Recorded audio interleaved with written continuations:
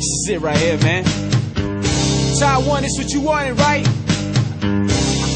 Shout out to them boys, man. It's Brooklyn, baby.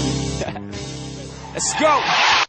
Alright, look, I gotta just dust off the cobwebs and stuff and come back and do this. I ain't do this in years, man. This is what do you call it? An epic thing, man. It's my boy epic. That's my man Q the Kid right here. It's Todd 1. If they don't know their history, they gotta Mr. check By Any history. Means, Mr. I Am Him. You know, look out for the mixtape about to be dropping soon. What's the mixtape, Q? We going right into it. What's the mixtape? I mean, it's more of a street album. Like a lot of people is talking about mixtape. Like more of a mixtape is like more freestyles. But this album, it's like an album. It's more of original songs. Like I got 13 or 14 original songs on this joint right here. I got Avery Storm on here. I got Anthony Hamilton on here. I got Lloyd on here. I got numerous producers on here. Cage. I got No ID on there. Jermaine on there.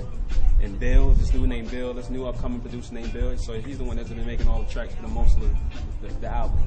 So you just did the first single from the mixtape, I Need That. Yeah, I Need That. What's that? You get a big buzz on that. I Need That was basically just a joint telling people what I need and the controversy that was going around in my life. So I just wanted to explain a lot of situations. What's the controversy, Q? A lot of stuff. What's the controversy? People like go online and people like tag is broke, and I'm like, how could that be? Like, you know what I mean? Do you know the background of Procter & Gamble? Like every brand that's out there, so everything you use in your house or work with it, this people make. So there's no way that this tag could be broke. So people saying stupid shit like that. So what is the situation with Tag right now? I mean, me and Tag, we still good. Like we still got everything's popping.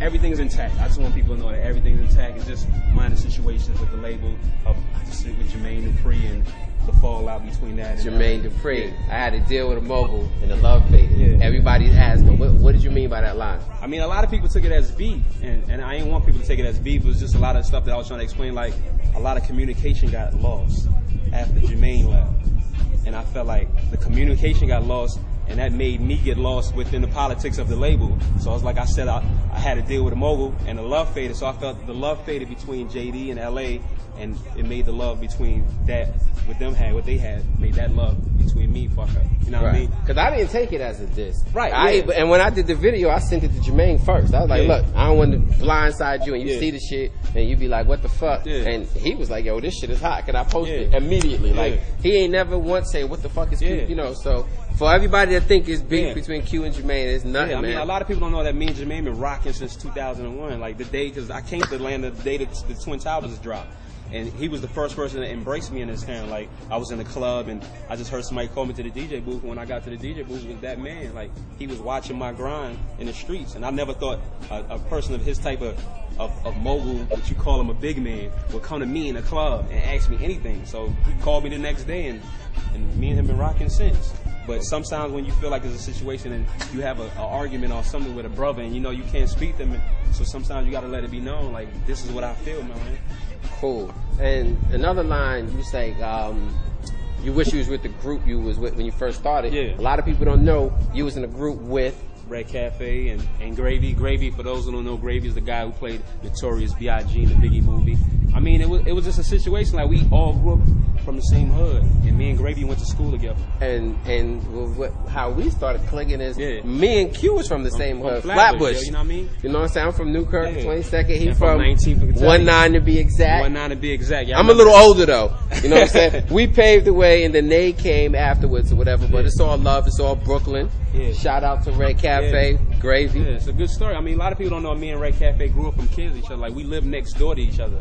Our mothers are friends. Like, they don't understand that. Gravy, me and Gravy went to high school together. Gravy was always the kid in the lunchroom battling everybody. So, you know, I came in the school on some secret, silent, quiet rapper shit. So I used to watch them. Then one day, me and him got into it. And he's like, yo, this kid dope. And me and him clicked up. And then Red clicked up with us, and we just formed the franchise and got signed to Violator Records. And that was in 98. So I keep trying to explain, like, I've been around for a minute, so don't think I'm a new rapper now. From 98, we was on the Violator first album that went gold.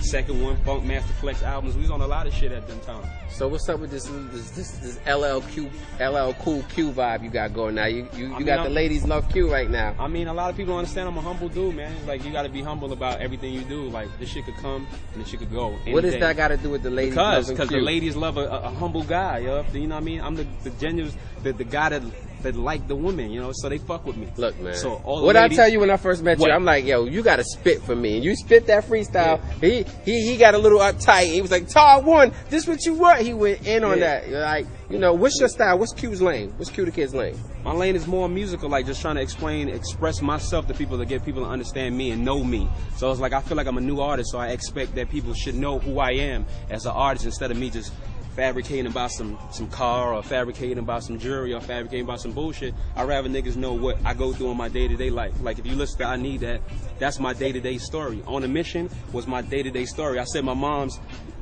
I'm about to buy my mom's a Benz, but she can't even drive, and that's a true story. Like, so she can have it. Like, it's real shit. I'm just trying to be real with the people and real with everybody, like the females, everybody. I just want them to feel me genuinely. You know what I mean? Cool. So what's next for Q? You know what I mean? Just endorsements, you know what I mean? You know, I'm doing big things right now. I got the ESPN commercial with me, Devin Heston, Deion Sanders. Under Armour commercial. Under Armour commercial. Airing on ESPN, right? Yeah, my bad.